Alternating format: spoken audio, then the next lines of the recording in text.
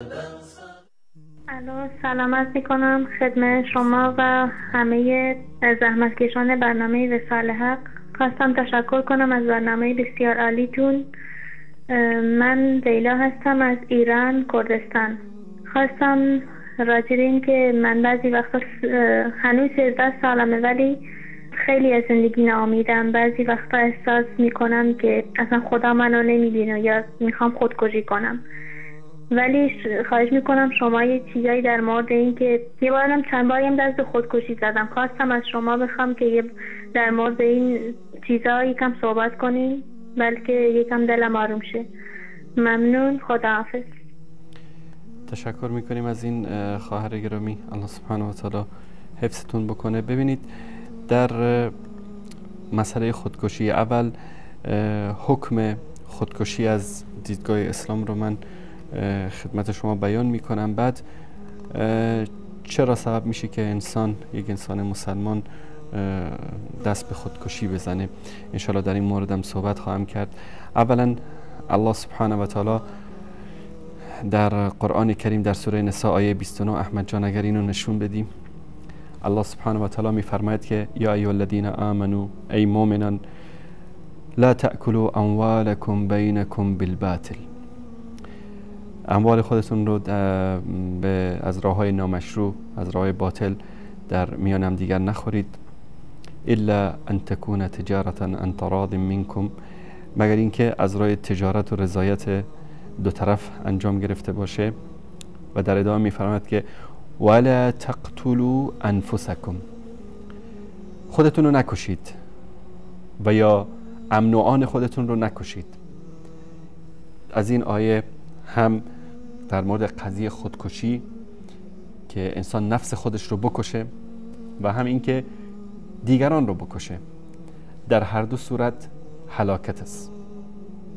کسی که خودش رو بکشه، رسول الله صلی الله علیه و آله و سلم در حدیث صحیح که در بخاری و مسلم روایت شده، حدیث متفق علیه است، و ابو هریره رضی الله تعالی عنه این حدیث را از رسول الله صلی الله علیه و سلم روایت میکنن که کسی که خودش رو از کوه پایین بندازه، الله سبحانه و تعالی در جهنم همون کوه و همون شخص رو میاره در وسط جهنم و از سر همون کوه روزانه خودش رو میندازه و خودش رو میکشه. یعنی به همون وسیله‌ای که خودکشی کرده، به همون وسیله در جهنم عذاب میشه. کسی که با زهر خوردن خودکشی میکنه، همون زهر و همون شخص در جهنم محشور میشن و به وسیله خوردن همون زهر عذاب میشه و جاویدان در آتش دوزخ میمونه. کسی که با پاره آهنی، مثلا با چاقو، با شمشیر، با گلوله، با هر چیز خودشو بکشه، شکمشو بزنه یا بدنشو بزنه یا رگ دستشو بزنه، خودکشی بکنه، به همون وسیله، با همون چاقو، با همون آهن، با همون گلوله در جهنم الله سبحانه و تعالی به همون وسیله خود اونو عذاب میکنه. یعنی چی؟ یعنی کسی زده، مثلا گلوی خودشو بریده، با چاقو زده به بدنش یا با رگ دستشو بریده، یک چاقو دستش میدن در جهنم، همین 24 ساعت نشسته داره خودشو عذاب میکنه. چون این جسم ملک ما نیست، ما حق نداریم که آن چیزی که ملک ما نیست در او تصرف بکنیم. الله سبحانه و تعالی خالق ماست. این امانتی است در نزد انسان و انسان نباید که خودکشی بکنه. خودکشی کسی میکنه که از رحمت الله سبحانه و تعالی ناامید شده باشه و از لطف و کرم و نعمتهای الله سبحانه و تعالی ناامید شده باشه. در حدیث دیگه که بازم بخاری و مسلم روایت میکنه، ثابت ابن ضحاک رضی الله تعالی عنه روایت کردن که رسول الله صلی الله علیه و سلم فرمودن که کسی که با چیزی خودش رو بکشه، با همون چیز در روز قیامت الله سبحانه و تعالی اونو عذاب میکنه. از جندب ابن عبدالله رضی الله تعالی عنه در صحیح بخاری و مسلم روایت دیگری است که رسول الله صلی الله علیه و سلم فرمودن که در اقوامی که قبل از شما بودن، کسی با چاقو، یعنی با چیز تیز، خودشو مجروح میکرد و هلاک میکرد. الله سبحانه و تعالی فرمود که به بندگانم خبر بده که کسی که خودکشی میکنه جنت رو براش حرام کردم. و احادیث فراوانی هست که رسول الله صلی الله علیه و سلم از خودکشی ما رو منع کردن. برمیگردیم به آیه 29 سوره نساء که الله سبحانه و تعالی میفرماد که ولا تقتلوا انفسکم، خودکشی نکنید یا هم دیگر رو نکشید، ان الله کان بكم رحیما، الله سبحانه و تعالی نسبت به شما مهربان است. و بعد از اون میگه که و من یفعل ذلك عدوانا و ظلما فسوف نسلیه نارا، اگر کسی که از روی تجاوز و ستم چنین کند پس به زودی او را در آتش سوزان در می آوریم و کان ذلك علی الله یسیرا، و این برای الله سبحانه و تعالی آسان است. الله سبحانه و تعالی به شما رحیم است، مهربان است و شما نباید که به خودتون ظلم بکنید و خودکشی بکنید. ببینید خواهر گرامی، شما الله سبحانه و تعالی بهتون زبان داده، چشم داده، گوش داده، جسم سالم داده. از الله سبحانه و تعالی ناامیدید، از زندگی ناامیدید. برید تصور بکنید که همین چشم نداشتید، هیچی رو در دنیا نمیدیدید، گوش نداشتید، هیچی در دنیا نمیشنیدید، زبان نداشتید، هیچی نمیتونستید صحبت بکنید. اون حالت رو تصور بکنید و اون وضعیت خودتون رو تصور بکنید. در اون صورت است که بر این نعمت‌هایی که الله سبحانه و تعالی به شما داده شکرگزاری میکنید. در آیه دیگری الله سبحانه و تعالی یکی از اسبابی که زندگی برای ما تنگ میشه، یکی از اسباب دلتنگی، والا میگه که والا من خیلی دلم تنگه، من خسته شدم از زندگی، یا این مسائل رو وقتی که میشنوید از زبان بعضی از انسانها، الله سبحانه و تعالی دلیل و سبب این رو بیان میکنه. در سوره طه آیه 124 الله سبحانه و تعالی میفرماید که و من اعرض عن ذکری فإن له معیشة ضنکا و نحشره یوم القیامة اعمی، کسی که از یاد الله روی گردان شود بدون شک زندگی را الله سبحانه و تعالی براش چی میکنه؟ سخت و تنگ میکنه. از یاد الله کسی که غافل بشه، ذکر الله سبحانه و تعالی قرآن کریم است، ذکر الله سبحانه و تعالی نماز است، ذکر الله سبحانه و تعالی استغفار است، ذکر الله سبحانه و تعالی اون دعایی که رسول الله صلی الله علیه و سلم و قرآن کریم به ما آموزش دادن. ذکر الله سبحانه و تعالی این است که ما اعمالی رو انجام بدیم که الله سبحانه و تعالی به ما امر کرده در قرآن کریم، در سنت رسول الله صلی الله علیه و سلم. کسی که از یاد الله غافل شدن یعنی این که انسان نماز نخونه، روزه نگیره، عبادت ها رو انجام نده، یا اگر انجام میده سر وقت انجام نده. از یاد الله غافل شدن این که انسان به دنبال شهوات و شبهات و به دنبال شیطان و وسوسه های شیطان بره. در این صورت زندگی برای انسان تنگ و تاریک میشه. مثالش شما ببینید خیلی از خواننده ها، رقاصه ها، بازیگران سینما، شخصیت های پولدار و مشهور دنیا 20 سال، 30 سال، 40 سال در ناز و نعمت و ثروت زندگی کرده که شاید خیلی از انسان ها آرزو بکنن که ای کاش یک روز مثلا زندگی فلان بازیگر فوتبال یا بازیگر سینما یا فلان خواننده و فلان شخصیت مهم رو داشته باشن. میبینید همین اشخاص بعضیاشون مسلمان شدن. باور کنید من یک زمانی برنامه داشتم در رادیو به نام کسانی که هدایت شدن، چگونه به اسلام هدایت شدم عنوان برنامه بود. یک چیز مشترکی که بین همه این هدایت شدگان وجود داشت این بود که میگن احساس آرامش، سکون، راحتی رو و سعادت رو ما بعد از این که به دین مبین اسلام وارد شدیم برای اولین بار حس کردیم.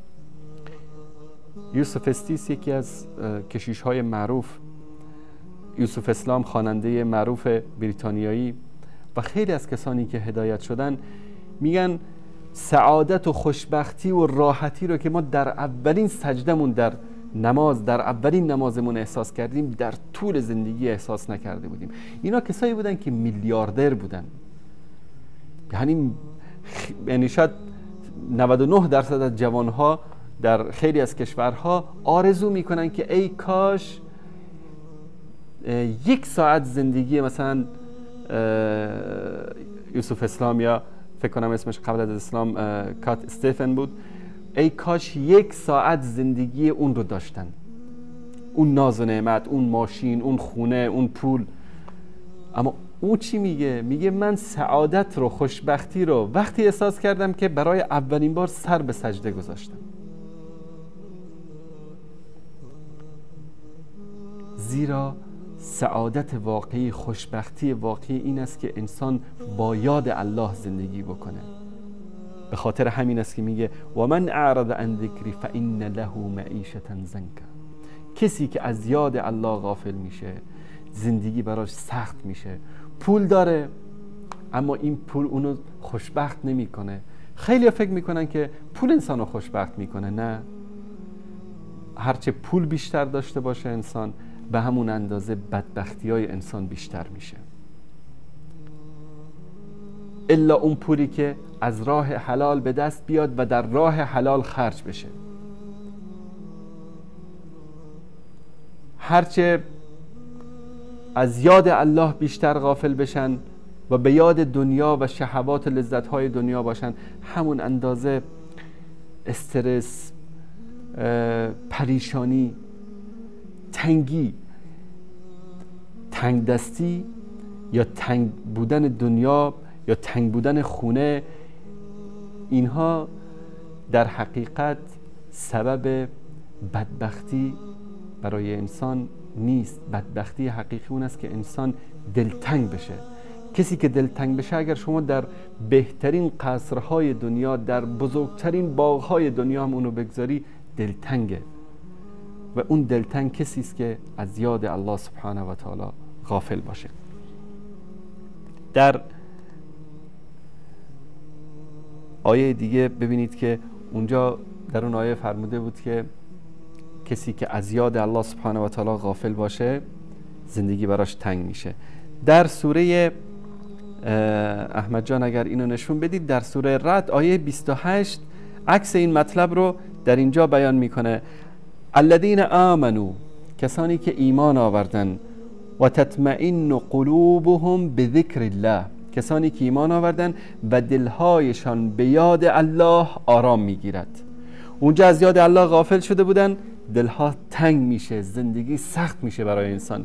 اینجا وقتی به یاد الله میفته، الذین آمنوا و تطمئن قلوبهم بذکر الله، کسانی که ایمان آوردن دلهاشون به یاد الله سبحانه و تعالی آرام میگیره. الا بذکر الله تطمئن القلوب، آگاه باشید که تنها با یاد الله سبحانه و تعالی دلها آرام میگیره. اگر دکتر هستی، با یاد الله سبحانه و تعالی دلت آرام میگیره. اگر مهندس هستی، اگر خلبان هستی، اگر در پلیس و ارتش کار میکنی، اگر در هر وظیفه‌ای که انسان باشه، پولدار باشه، فقیر باشه، در هر وضعیتی که قرار داشته باشه، از دیارش هجرت کرده باشه. خیلی از کسایی که مهاجر شدن، ببینید که در دیار غربت احساس دلتنگی میکنن.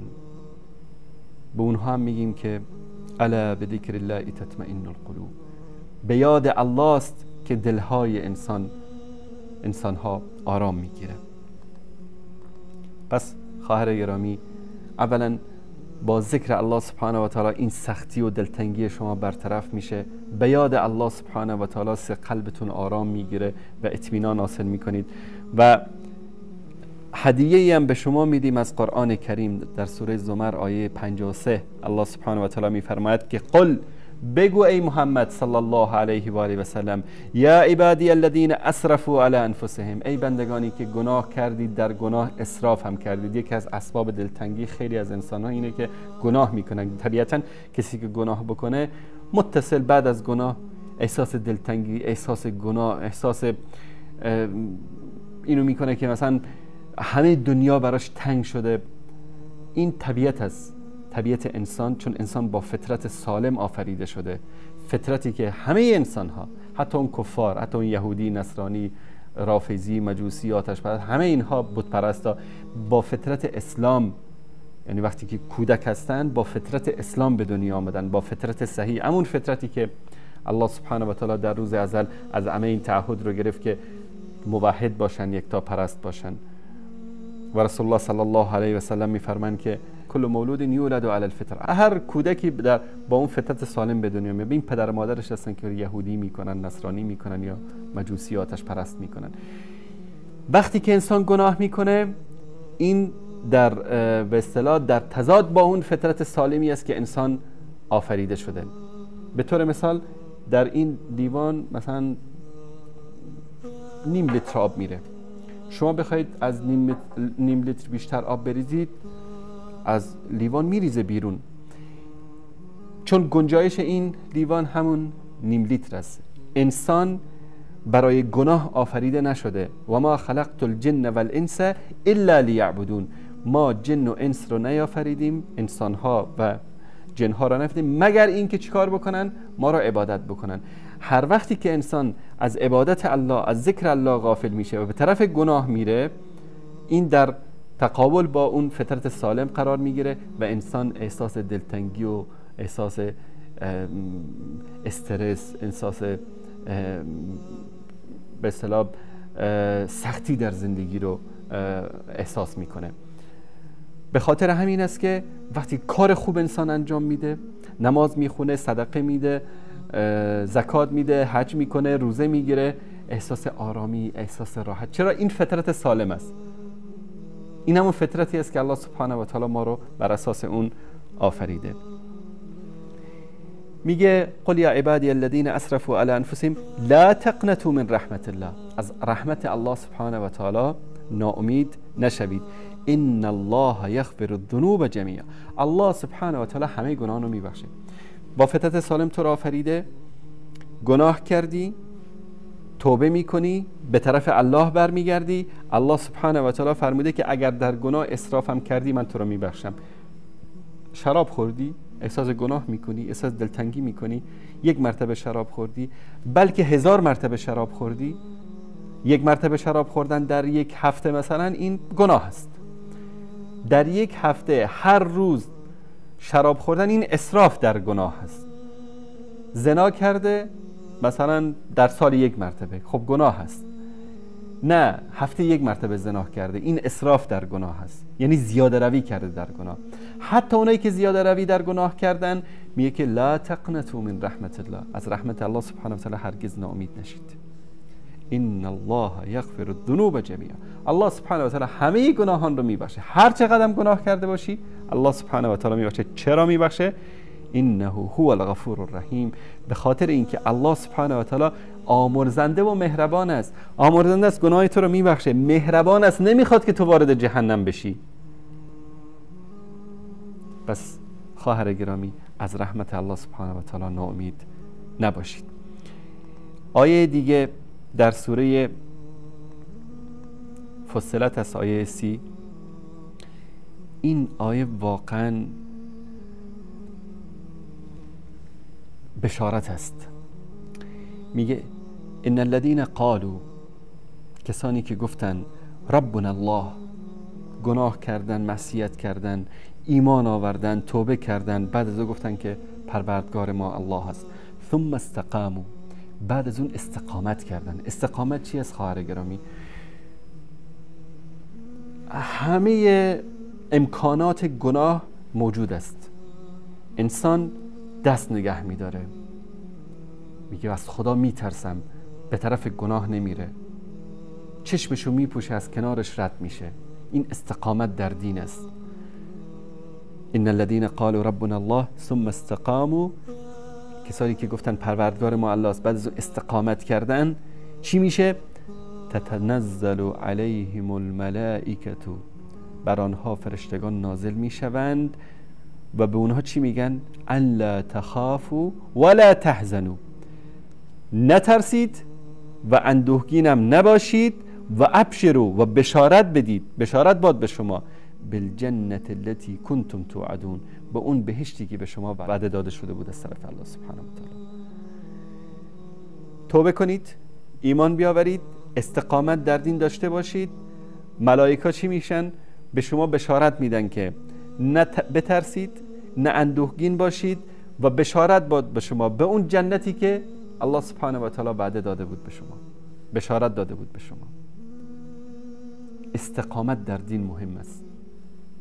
سبب راحتی و فوز و فلاح و رستگاری انسان استقامت در دین است. چه بسیار بودن کسانی که مؤمن بودن، مسلمان بودن، در فتنه افتادن، گمراه شدن به راه باطل، چون استقامت نداشتن، استقامت در دین نداشتن، صبر نداشتن، در اولین امتحان شکست خوردن، از خط خارج شدن.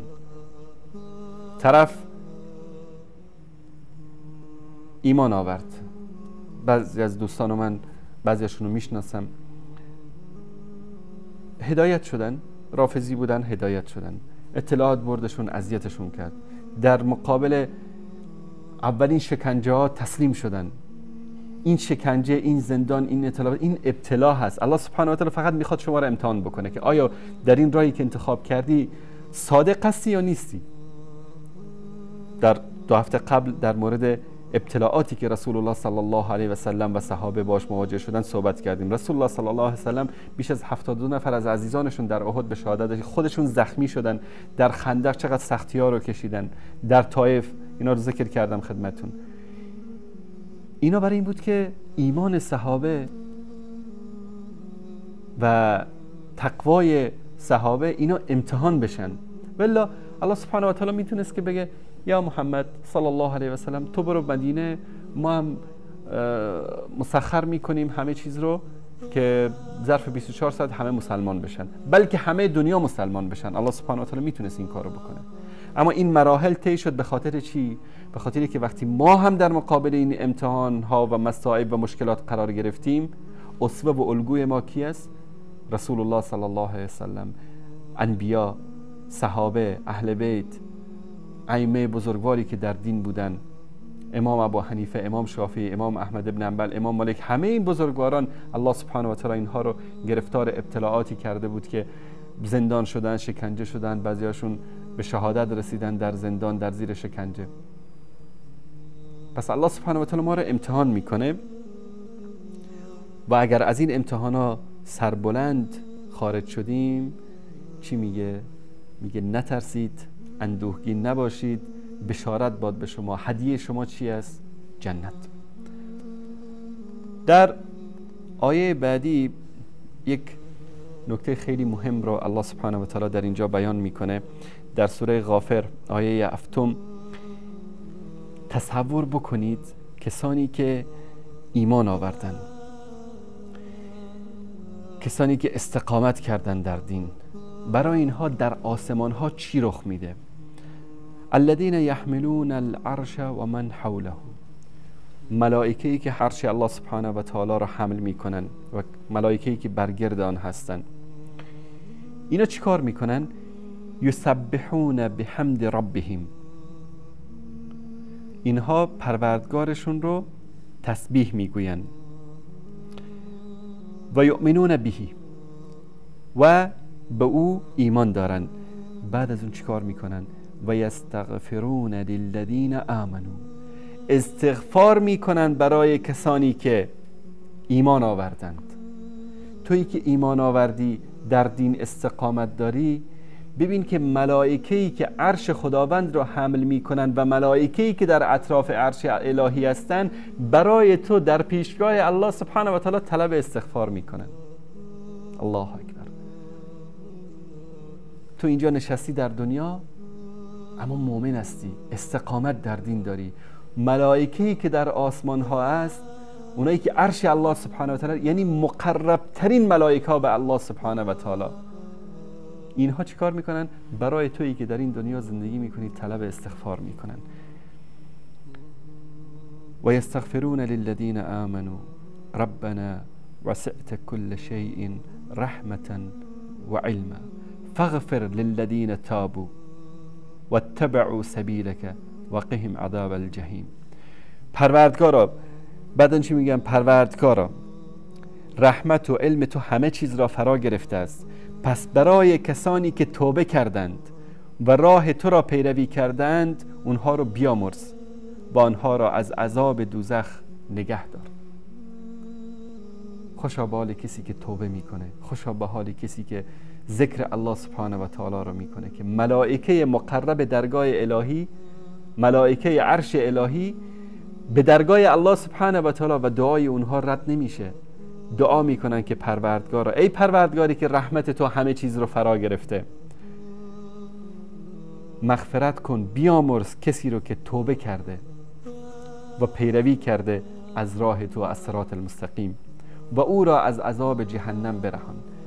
در آیه بعدی ادامه همین تنها به این اکتفا نمی کنن که پروردگار را بیامرزش و گناهانش رو ببخش و برات طلب استغفار بکنن، بعد از این بیشتر برات میخوان. آیه بعدی رو ببینید. ربنا وأدخلهم جنات عدن التي وعدتهم ومن صلح من آبائهم وأزواجهم وذرياتهم إنك أنت العزيز الحكيم. پروردگارا آنها را به باغ‌های بهشت که به آنها وعده داده ای وارد کن. الله سبحانه و تعالی باغ‌های بهشت رو وعده داده، نه برای کسانی که ایمان آوردن و توبه کردن و استقامت در دین داشتن.